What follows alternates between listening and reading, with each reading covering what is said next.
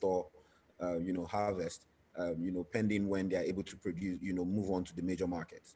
Babajide has been part of our incubation program, I think in 2019. And he has also, gone for the CLP. He was also part of the CLP program, right?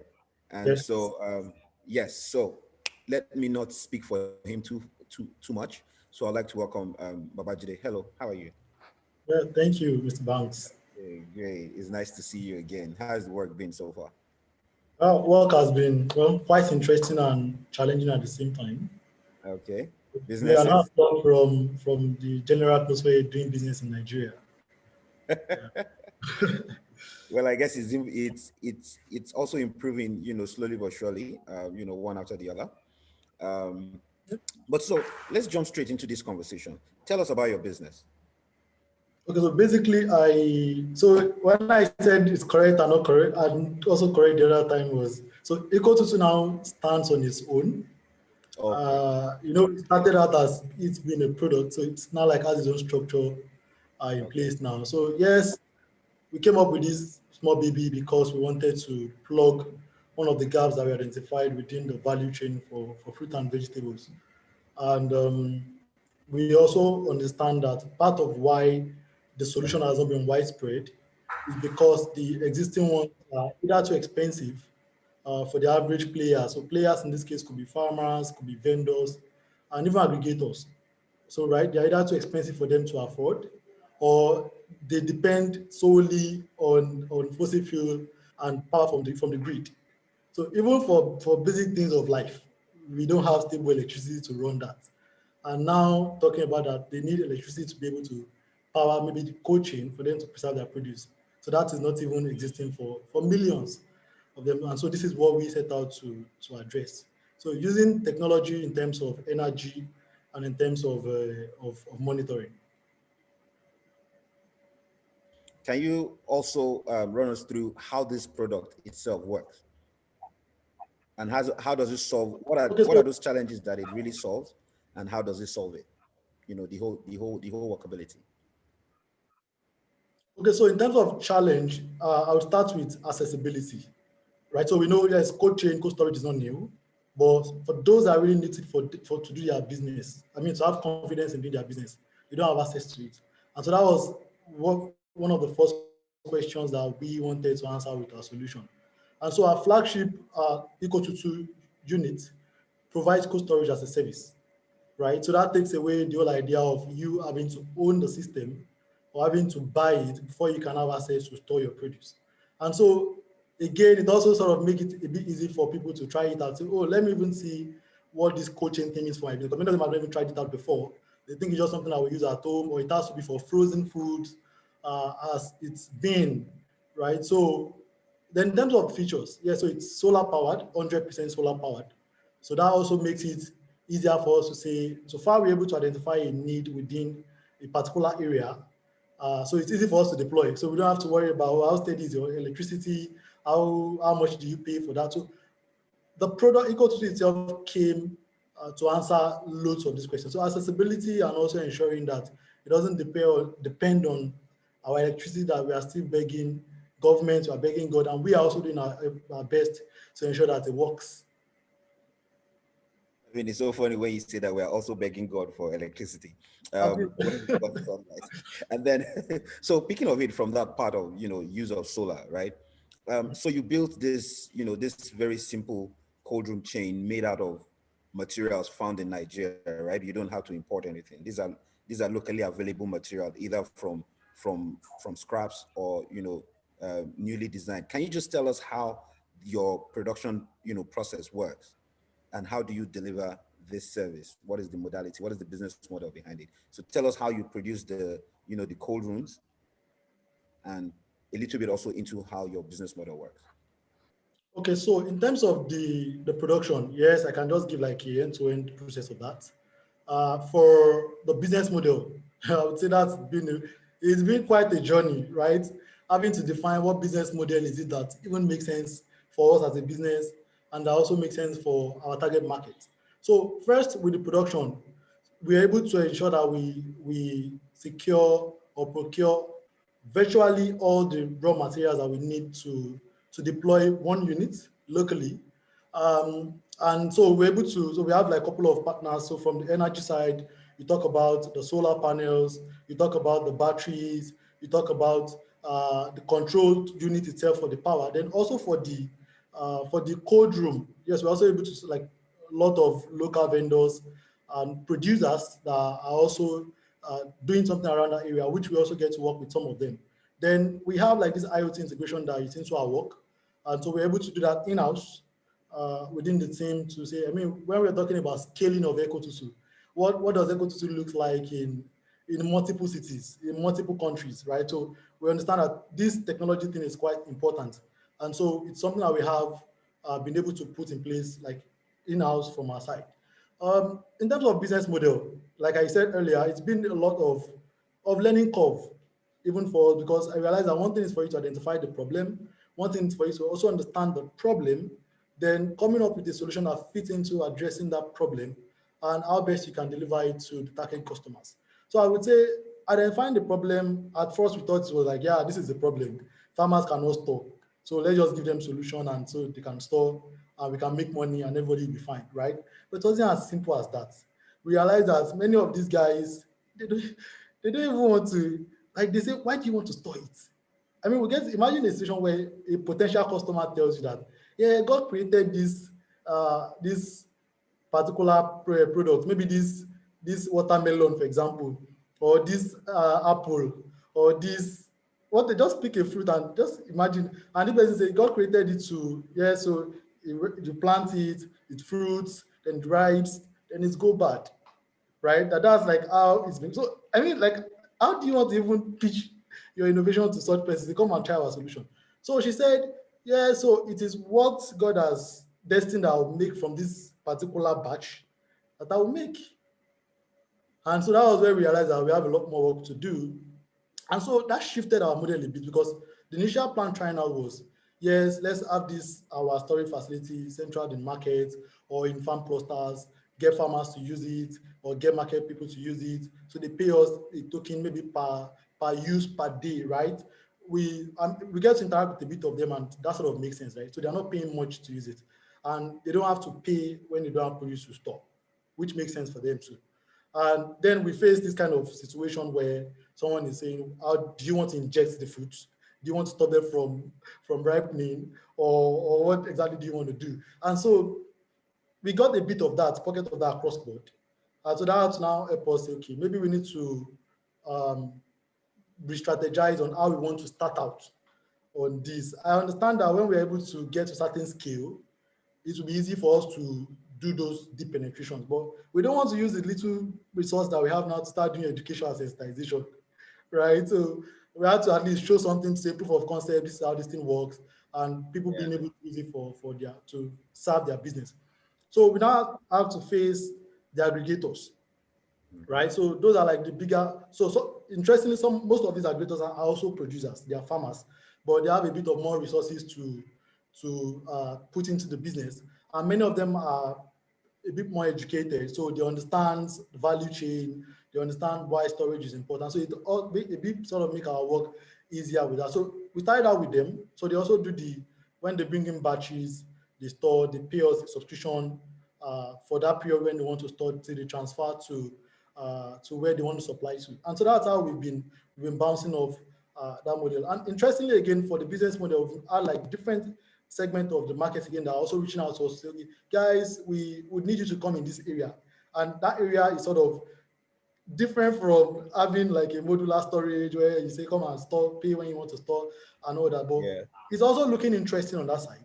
And it's also something that we want to explore on the long run. So it's more of still experimenting, more of still trying out models. But what is more important to us is what we're able to scale our works across board.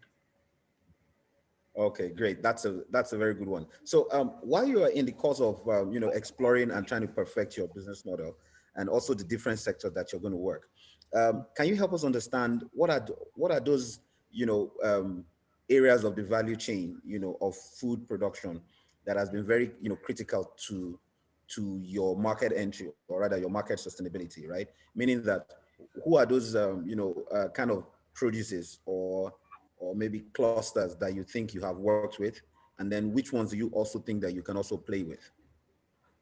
Okay, so in terms of the value chain, so it's also something that we got to learn when we got to the field of play, is that the logistics end of it is a big deal. It's really a big deal, right? So you could have like modular storage spread across, but what happens from when you want to move from point A to point B? I mean, customers get to tell us that there are times where maybe their vehicle could break down on the way and they could be there for 2 nights, and those guys are already bad within the vehicle. So before you now move them to the market or where you want to pay, the value already drops, right? But we need to start from somewhere. We also need to look at what resources that we have and how do we able to maximize it well enough. So in terms of people that we've worked with, so produce, so talk about tomatoes, like it get bad like really faster than most of the other perishables I have. Then maybe a bit of the leafy vegetables.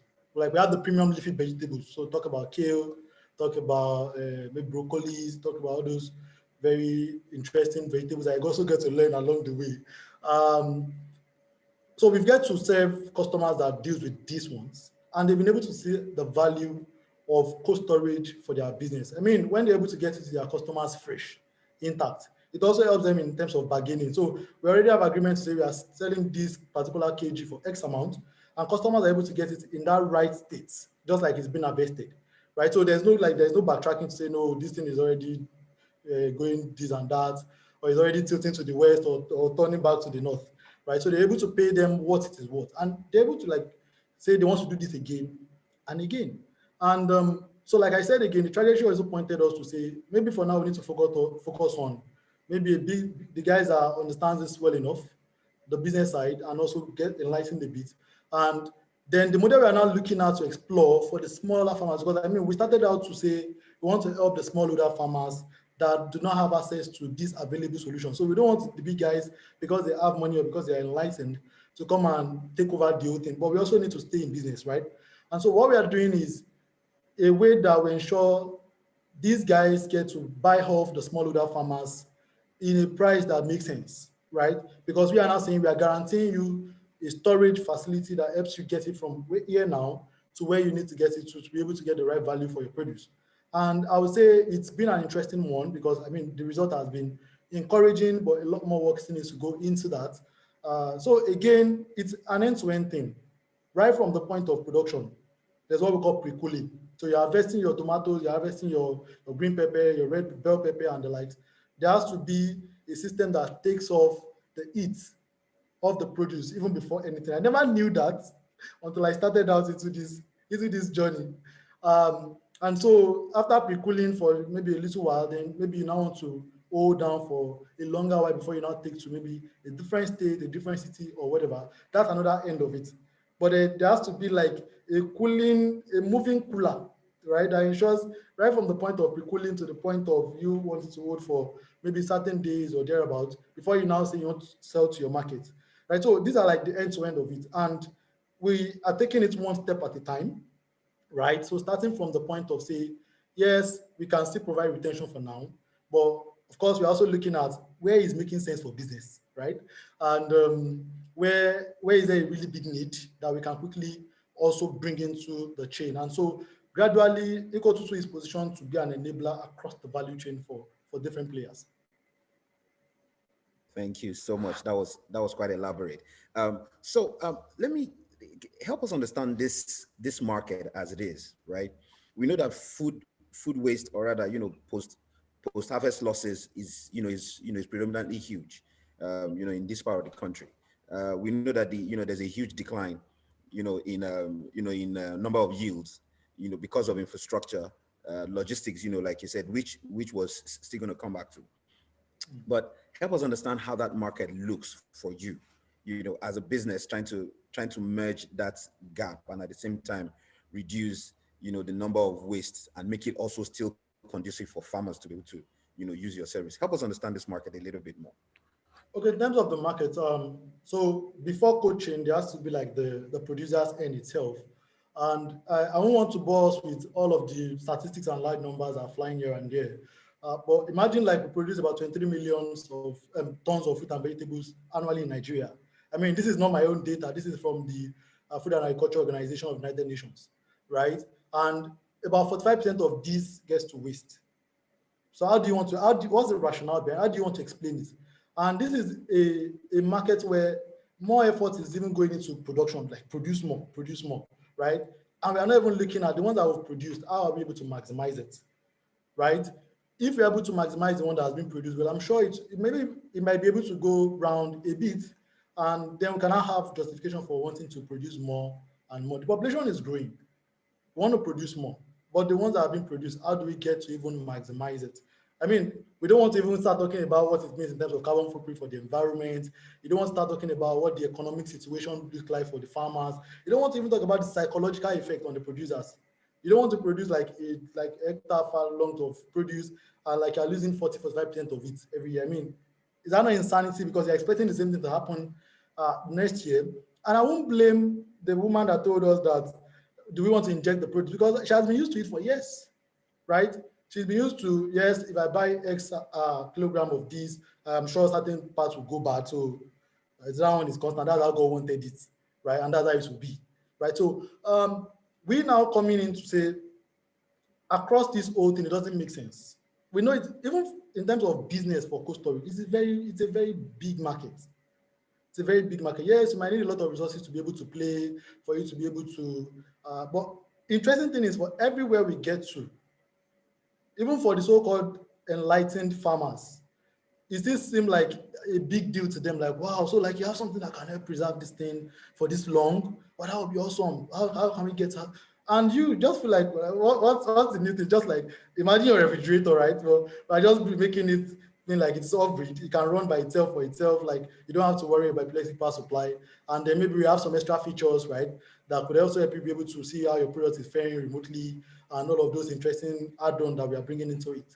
And so in terms of the market size, market gap, it's so huge, right? So imagine that we're able to plug the gap of that 45%. It's possible, right? I mean, that's when we're able to, when we're talking about end-to-end, from point of production till again to end consumers like you and myself, right? If you're able to plug that gap in terms of business, it makes a lot of interesting sense. But it's the how, that is what we are still answering right now. How can we do? Maybe if you're able to answer it by now, maybe I would have been the richest man in the world, maybe.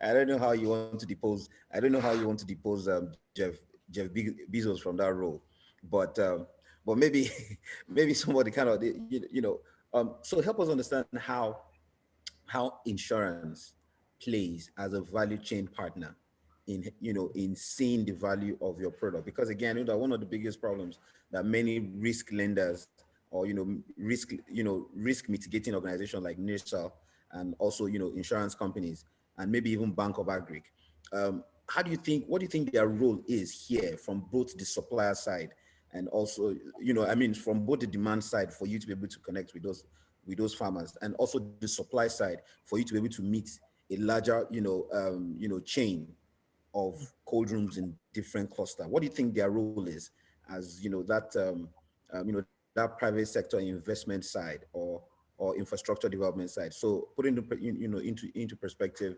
the efforts that Nishal has been doing to push for more, for increase in yields and also reduction in in risk, and also some of all the other interventions from CBN and other financial organizations. What do you think their role is in helping you scale from both that demand side and also from the supply side? Okay, so I'll touch specifically on Israel because I've seen what they've been doing in the past couple of months now, and I would say it's quite interesting.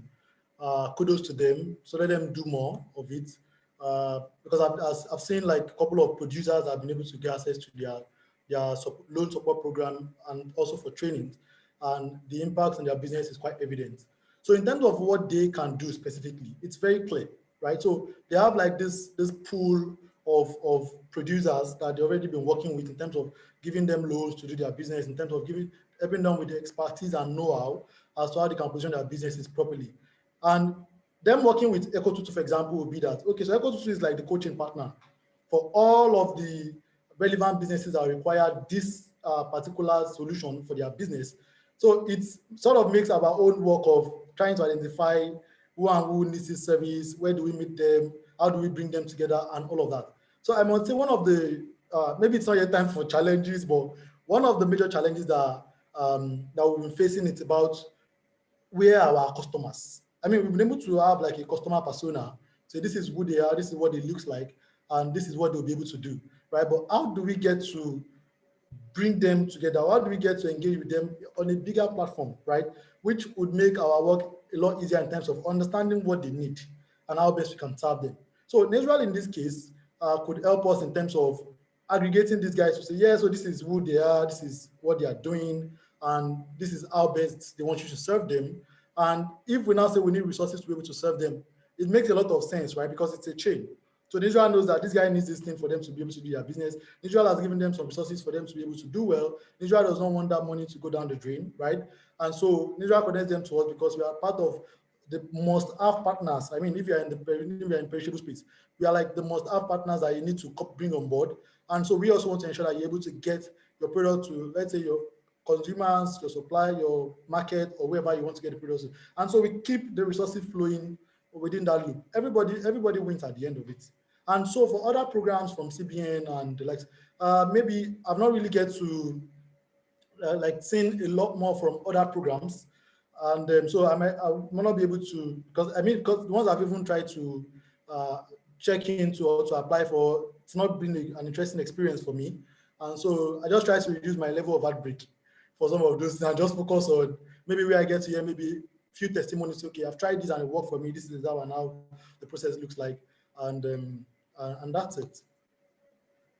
Okay, so I hope after this conversation, it will minimize the level of the level of heartbreak that you have had, in the past, from trying to engage from all these agencies. So just before I go for the next, for the next question, I would like to ask all of our participants, if you've got a question that you'd like to ask Babajide, please put it in the chat room, or rather Q&A. Sorry, put it in the Q&A box, and then yeah, you can have a chance, or rather I can have a chance to ask Babajide about this.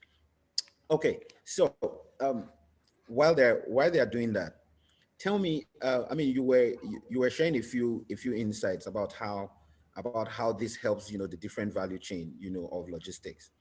Um, Tell me what sort of thoughts or solution do you have around how you think that logistics side of things can further improve your own business, and if there's a gap there that you think that it's an investment opportunity that can further scale your own access. How do you think that that can be done? Okay, so in a bid for us to answer the question of, okay, what do we do about logistics end?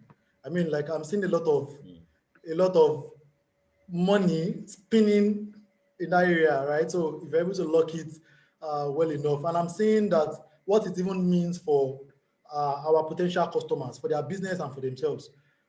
And so how we are positioning to tap into that now is, so we are developing a solution that we call Last Mile. So Last Mile by Eco22. And so what Last Mile will do, I'm sure the name also sort of answer what the product will do. So think about your regular vendors even within the city, right? They're into different veggies, talk about salad, talk about maybe parfait, and talk about all those different value addition products across the vegetable value chain.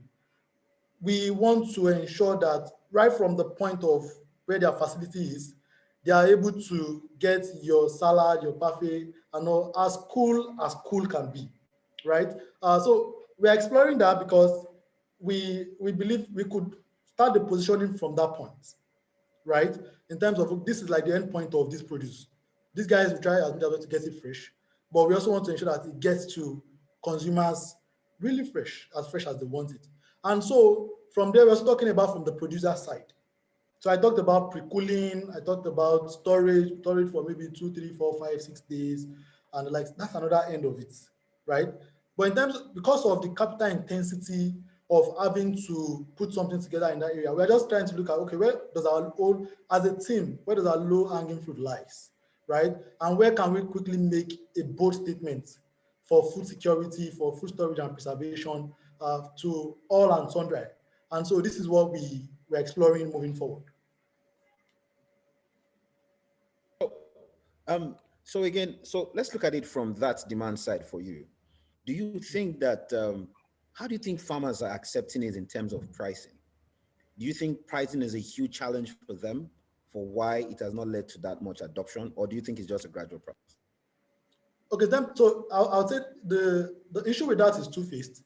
So one is the education part, right? Yes, this is coaching, it makes sense. They know it makes sense. But I think having to live that age-long process of, yes, I have like 10 baskets of tomatoes, maybe I just need to sprinkle water on it between the time where I get my off-taker to come and pick it up and likes, and I do that at no cost, right? And having to now say, I need to take this thing and put in a particular facility and then pay for it. I mean, it's a bit of a cultural thing that they won't just leave overnight, right? And so this is why, to be able to help us move, we have now identified the ones amongst them that are more enlightened, that also understands what the value chain looks like. So they be like the face within a particular cluster, right?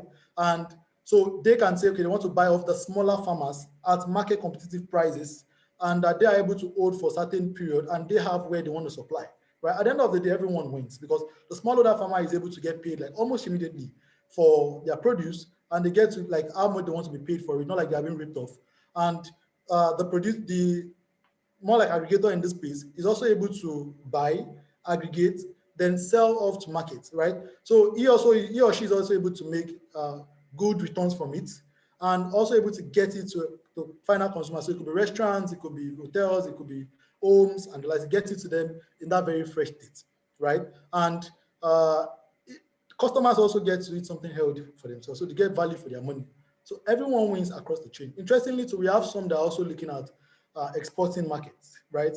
I mean, those ones are even very much critical of this produce must maintain certain temperature, certain ambience from where it is being harvested to where we are turning it into the exporting guys to them to start processing, right? So it's a whole lot of different chains. So for the smallholder farmer guys, it's in terms of getting them to have this cultural shift of, yes, this thing can actually help you. Sprinkling water is not enough.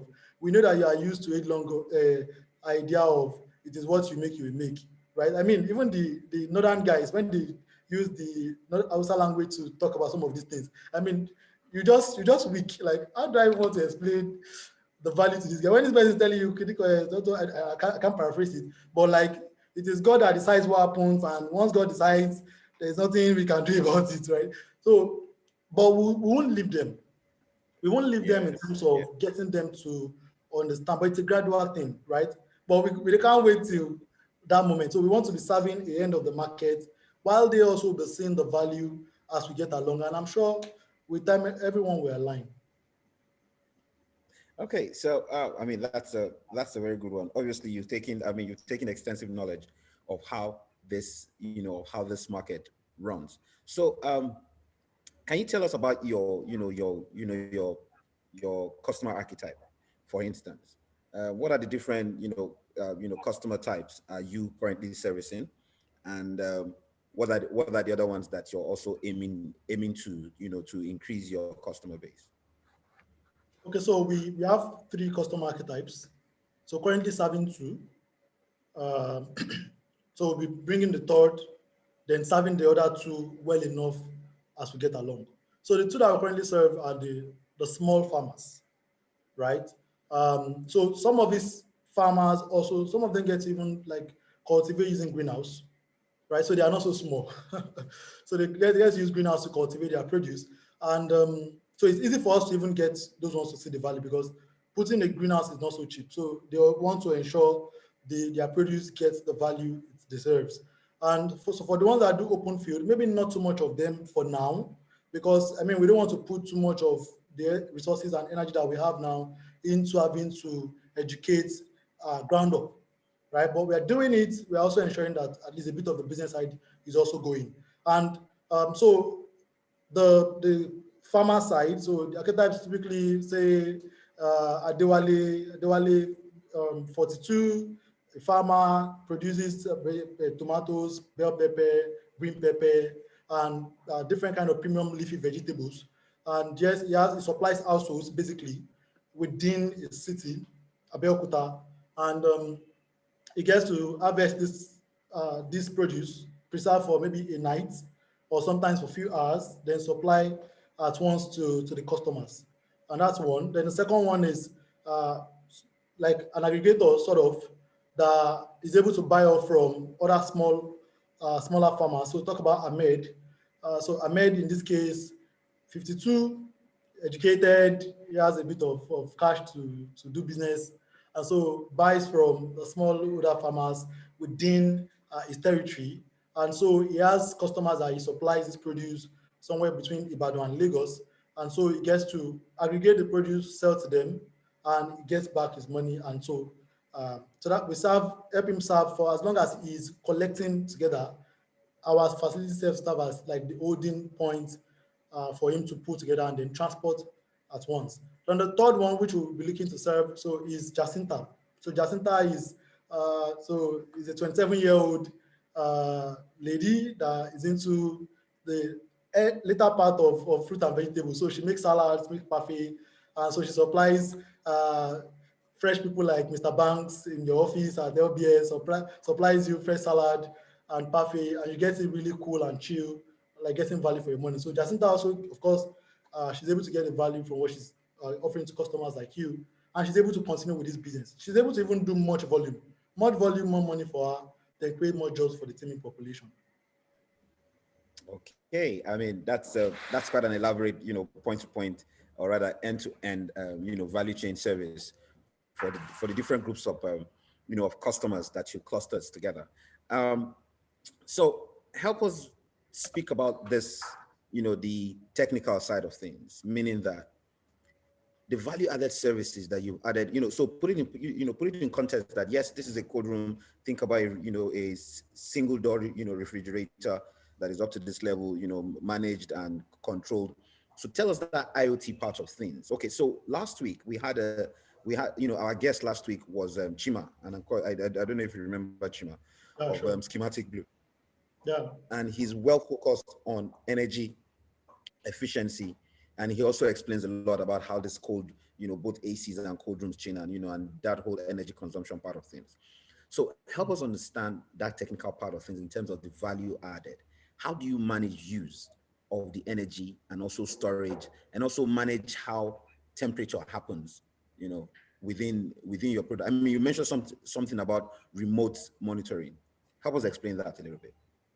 Okay, so in terms of the technology side of what we do for Eco22, so it's simply about how do we get to monitor our facility when we are not there. In case you have like an agribusiness and you want to own like units of Eco22, let's say you want to have two in Kano, you want to have five in Nasarawa, you want to have four in Lagos.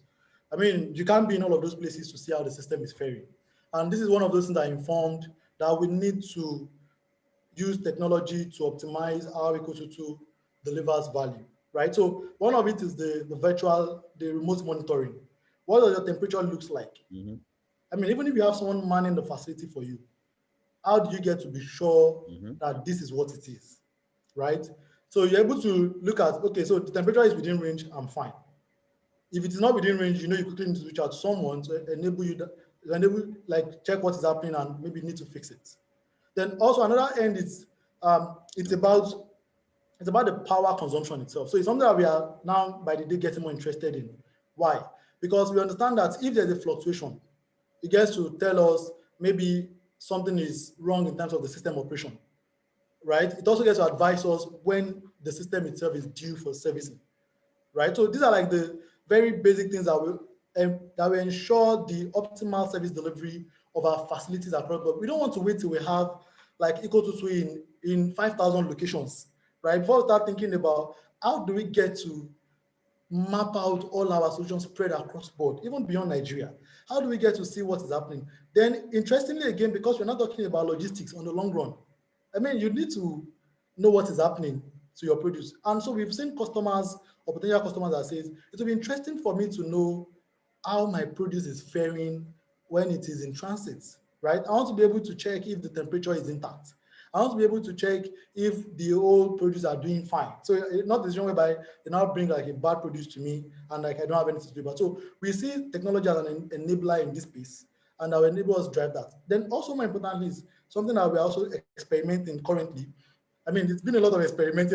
I think this is one of those things with startup life, basically, is also how do we cut down even further, lower, right, on the power consumption for our cooling system, right? So away from the regular, yes, you have this particular size of cooling system. This is the amount of power it will to consume for it to work and all. So we are more interested now again in how can we even further drive down that power? What can we do? What can we do?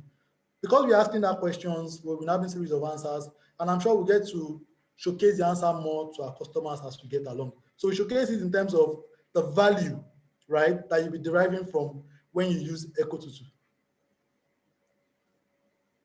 See, well, I will tell you for a fact that I'm really glad to see how you have gone from the first time we had a conversation and also looked through your through your product and your business model, and I really think that you have kind of captured the different customer segments that are really valuable to your product at this point, and also the proposed scale of having close to about 5,000, if not more than 5,000 Eco22 spots in different parts of the country. Um, so what are you doing? What are you adding to in terms of payments? How do you simplify this process for people who would like to access? We know that yes, your customers are still rural based or peri-urban based, right? So how do you manage that side of payments and also collection, last mile collection? Okay, so currently we do more of the person manning a facility in a particular area gets to collect the payments. Then because it's more of subscription, so we have a target to say this is what we must get from this particular facility in a week. We know on the long run that might not be the model we'll be running with. On the long run, we're looking at tokenizing this process, tokenizing the process of payment collection. So that also will be informing how our code room looks like. So not like your typical code rooms. So more like having compartments where each customer per time has access to a particular compartment, right? And with a particular token or maybe a digit code, that is what you need to access a specified compartment for you to use for that period of time, right? So what that means is that if you don't get to pay, get a token, and you won't be able to access the particular compartment, right? But we want to really currently focus more on ensuring penetration of even this cold storage thing, right? Increase the adoption, right? So the whole process is in the works of tokenizing, compartmentalizing, eco-to cold storage facilities, getting customers to just buy like maybe a voucher, and so with the voucher you have a code. With the code you're able to access the compartment, and so it's also easier for us to also monitor across board, right? So all of these are in the works for us. But what is more important at this phase is really ensuring penetration, adoption of the cold storage thing itself to the targeted customers. I mean, we don't want to start putting all So, of this. so I mean, how do you want to handle that adoption? Because we know that yes, customer acquisition is really can be a difficult task, right? Yeah. Um, what are those simple ideas you think can work best for you to be able to, increase level of adoption? Or what are those other, um, you know, um, um, peripheral activities that you think will have happened alongside your own drive to be able to, increase adoption? Okay, so the model we are exploring now to increase adoption is now we are focusing more on agri companies that has a bit of footprint across board within their own territory, right? So the small older farmers, small producers are already, they've been working with them for a while. They trust them. And so when a solution is coming through them, it makes a lot of sense, right? So we don't have to come into the territory and start saying, this is equal to, and this is what we do for your business. And so we are like at an advanced stage now of signing a partnership agreement with two of such major companies in Nigeria. And so with that two deals alone, it sort of make a lot of sense that we'll be doing thousands of customer reach in the next 1 year with their leverage, right? So they are seeing the value in what Eco22 offers. They say, okay, Eco22 now will be their cold chain partner. So that's the word, cold chain partner. And so as we move along, we'll be doing more and more of such, having such deals. So Eco22 might just transit on the long run to fully B2B, which will make sense for all of us within this chain of business, because we will also be able to understand more of the customer insights. We'll also be able to understand how best to be able to position this, how to speak the languages of these guys through the institutions, through establishments that have been serving them before we came into the playbook.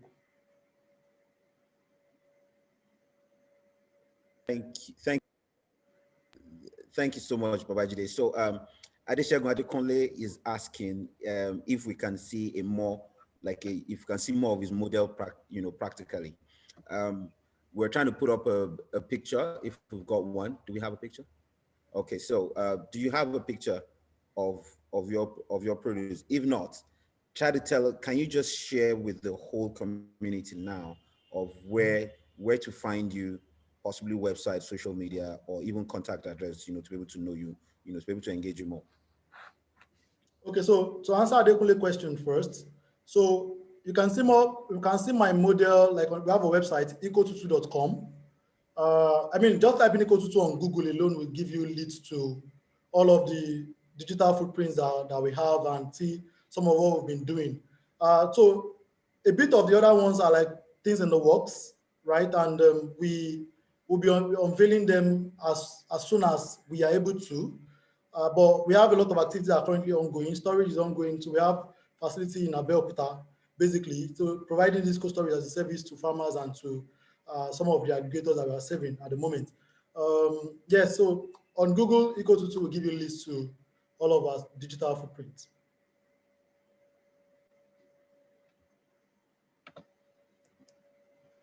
Okay, thank you so much. So for those who are asking a lyric question again about Eco22, please, you can check his website, eco22.com. Any email you want to share? Okay, let me just drop mine. Okay, so he's going to, put the email in the chat room. So if you've got one more question, we can take that. But before we can take one more question for anyone who's got a question. So now that we're about wrapping up, right? How does that future look for you? Future looks so promising, really. Because sometimes I just get to ask myself, how am I even doing all of these things? Like, who sent me a message? Because it can be like really tough sometimes. But because of That's how entrepreneurship works. Yeah, because of the gap, right? Because when this whole thing started in 2017, nothing much has changed. I mean, it's even getting worse. COVID came to and COVID battered the whole process for us again, which also has informed a bit of some of the new product line that we are working on now. COVID also came as a blessing in the way to our process. So it's not just having a code room somewhere and you say you are doing cold storage, right? So COVID also is informing some of the new innovations that we are bringing into the playbook that you'll be seeing from us as we get along. So in terms of what the future looks like, it looks really interesting. As long as you and I will keep eating, right? As long as people will still keep producing perishables, fruit and veg, or any other things that requires cold storage, Eco22 will be there. I mean, as long as we exist, right? So now it's not about how do we take hold of this opportunity. So this is the question that my team gets to ask ourselves as we get along on daily basis. And I'm sure as we also move along with it, we'll be able to answer most of the questions for ourselves. And then yes, so my plan of being the richest man, I'm sure. So Jeff Bezos, leave him, just leave him. My plan of being the richest man, I'm sure will come to pass. All right. Okay. So just before we go, I know that sometimes these days, location really doesn't matter anymore. But again, to be nice, we just tell us where to find you, and where your production center is, so that we, if there could be a visit or two or some form of procurement services, it would be nice to know. Okay, so we have a corporate office at, I mean, it's also on the website, but so it's at Omole Estate Phase 1, Jodubega. So that's where our corporate office is. So we also have like workshops spread across. So depending on what we want to do at different points in time. And yeah, so the physical address and other information is on the website. So anyone that wants to reach out to us or talk to us or anything can always reach out to us from there. All right. I guess it's been a very fantastic, hour hanging around you. And for me, I'm really excited to see that the business that you came with has really grown, and you've tested the viability, and you've gone beyond product validation and market entry to now thinking of scale. So for those who will be listening out there and you're looking for a business to either invest or to drive, or to drive partnership with, I think Eco22 has already proven that in 2 years. I want to thank you for the effort that you've put into this, and I also would like to thank you for being consistent, in what you came with. And I'm really glad that you went through the ups and downs, and then you've already understood where your viable product lies and how to strip off everything else and concentrate on that one product that you think will be the cash cow for your company. So thank you so much for joining us. And as we've always done at NCIC, we look forward to to supporting you in any best way that we can. And we hope to work with you, also to be able to open up some form of possibility with with any of the stakeholders that you like to work with. You also kindly let us know. For everyone listening out there, we want to thank you, for spending the last 1 hour with us. NCIC can be found, on all the different social media platforms. There's www.nigeriacic.com, and then all the, for LinkedIn, Facebook, Twitter, you can check us up, all, also called Nigerian Climate Innovation Center or Nigeria CIC as a handle. So thank you very much, everyone. Next week, also the same time at lunch, 12 o'clock, we'll have another guest from Nigeria, who is also going to share some of the innovations that they are working in, how to open up the whole, climate themed economy or the whole green economy in Nigeria. And, particularly for us, looking at the different value chain and how do we create jobs and how do we create skill sets and how do we open up non-consumption markets, is one of the things that we are hoping to achieve with the Green Innovation Talk series. So stay around, and then we will see you again next week at the same time, and with also an interesting guest. Thank you so much, everybody, and I'll see you soon. Thank you, Babajide. Thank you. Please stay in touch, and then let's talk more. All right? Okay. Thank you, everybody, and have a very good afternoon. Cheers.